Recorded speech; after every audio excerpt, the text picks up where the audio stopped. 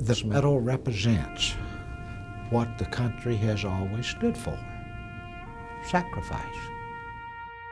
My name's on the back of it, but it doesn't mean it belongs to me. I'm just a caretaker. It didn't matter where you were from or who you were. We looked out for one another. I felt this is what a soldier is supposed to do, and I still feel that way. But this medal's not mine. That belongs to those kids who never grew up to be grandfathers. And I just hold it in trust. In 1861, as the bitter struggle of the Civil War escalated, President Abraham Lincoln signed into law the creation of an award recognizing servicemen who would most distinguish themselves by their gallantry in action. Any nation, said the president, that does not honor its heroes will not long endure. At first, the Medal of Honor was intended only for Navy personnel, but soon after, a similar decoration was established for the Army. From its first presentation in 1863 through the creation of an Air Force medal a century later, and up until the present day, fewer than 3,500 Americans have been chosen to wear this hallowed emblem, many posthumously. But the medal's rarity stands in stark contrast to its meaning. For common to each of the 40 million Americans who have faced combat for their country is the capacity for selflessness and service to others that is most nobly embodied in this, our nation's highest military honor.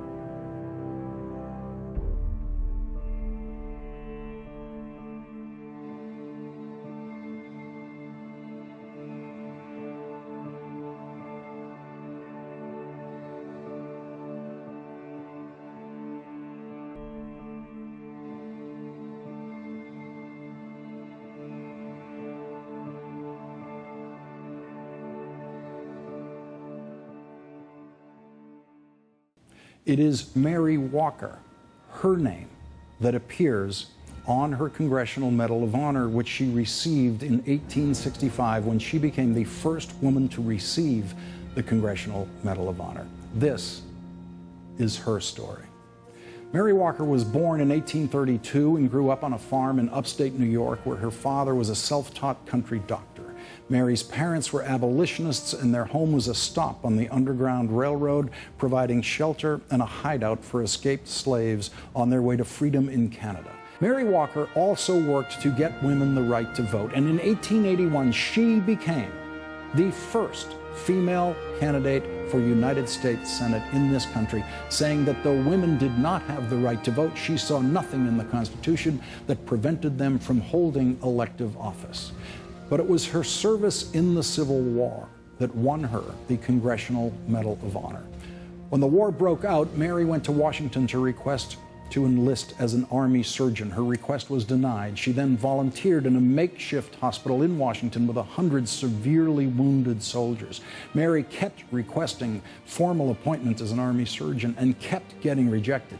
In 1862, she set off to the battlefield herself and offered her services there as a volunteer. The Army surgeons she worked with supported her appeal to Washington for a formal appointment, but she was again denied. Newspapers began to pick up the story of the woman doctor on the battlefield. The New York Tribune wrote, "The lady is exceedingly popular among the soldiers in the hospitals and is undoubtedly doing much good." In 1864, General George Henry Thomas, under his authority as commander of the Army of the Cumberland, hired Mary as a contract surgeon, and she was finally earning a salary equivalent to a lieutenant. Sharon Harris's biography of Dr. Mary Walker describes how she tried to reduce the number of amputations. She began a process of double-checking a patient's wounds whenever she heard that one of the suspect doctors intended to remove a limb. If she thought the surgery was unwarranted, she counseled the soldier that surgery was his choice, though she also told soldiers not to reveal that she had counseled them. In later years, she insisted that many a man today has for it the perfect and good use of his limbs who would not have had but for my advice. Several soldiers wrote after the war to thank her for saving their limbs. Dr. Mary Walker received the Congressional Medal of Honor in 1865 at the age of 32. After decades of abuse of the Medal of Honor, including easily copied and sold counterfeit Medals of Honor, the War Department reviewed all Medal of Honor awards and revoked almost 1,000 of them in 1916, including Dr. Mary Walker's medal. And so suddenly, at age 84, it became a crime for Mary Walker to wear her Congressional Medal of Honor. But she refused to return her medal to the Army and continued to wear it until her death a few years later at the age of 87 in 1919. And 51 years later, after a Pentagon investigation of the case, President Jimmy Carter restored Dr. Mary Walker's Medal of Honor on June 11th, 1977. If you take a tour of the Pentagon, you can see her medal there on display now. Dr. Mary Walker, the first woman to receive the Congressional Medal of Honor, remains to this day the only woman to receive the Congressional Medal of Honor.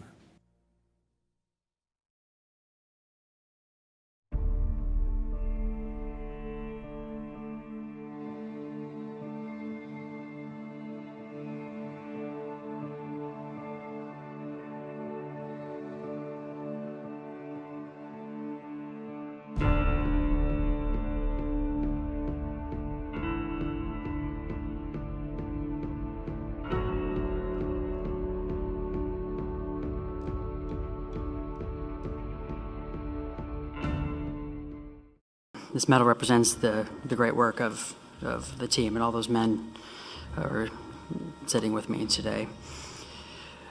We work together as a tight-knit family. We trusted one another, and we share a bond that's far greater than words can describe. This Medal of Honor is for those who didn't make it in past and present battles, those who are still out there confronting the enemy and building partnerships, and my teammates who persevered on April 6th, 2008. For me, like many others, joining America's fighting force in response to the 9/11 attacks was the right thing to do. It's hard to believe that it's been 17 years since that evil had struck our land. But we stood up together and we made a difference.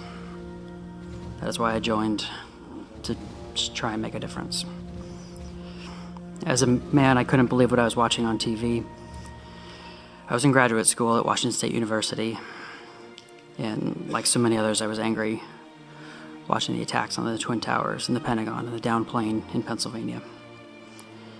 I could not believe what was happening, and it was my duty to join the military to help. Eventually, donning the Green Beret, and eventually becoming their medic in Shock Valley, Afghanistan. For over 6 hours, we fought together, and it seemed like an eternity. But we never stopped working together. Everyone knew their job and was ready to do it. From the moment we got off the helicopters, we were surrounded by a harsh terrain and a well-prepared enemy who had the stronghold. All I remember is working to get to my brothers. I don't remember gunfire, I don't remember obstacles. Over the course of the battle, the casualties continued to mount, both Afghan and American, and I relied on my training, and I tried to focus on one thing at a time, one problem at a time, and work as long as I could. 2 amazing warriors did lose their lives that day, an Afghan commando named Bahadin, and one of our interpreters, Edris C.K. Khan. There's nothing more sacred than family and my brothers from that battle, and alongside of them, their families that are here today as well. My family gave me great values, and for my wife and sons, Cameron, Tyler, Miranda, I love you guys. Your constant support over the years has kept me going. You've given me many home front celebrations with every soccer game, with every T-ball game, every school event. We always get stronger and better together. This family reunion with our extended military family is a reminder of how strong and resilient we all are when it comes to God and country. I wear this uniform so proudly adorned with a Medal of Honor for those who didn't make it, for those who are still out there fighting, and especially for the men of ODA 3336. God bless America. Thank you.